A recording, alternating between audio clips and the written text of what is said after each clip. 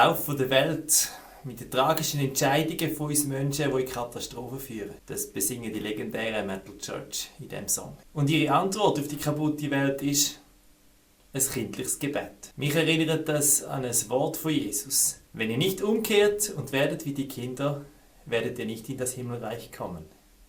Ja, wie viel kindliches Vertrauen braucht es in dieser kaputten Welt? Und was müssen wir wieder lernen von den Kindern für die Beziehung mit Gott? Und was braucht es, damit es nicht kippt und unser Glaube kindisch wird?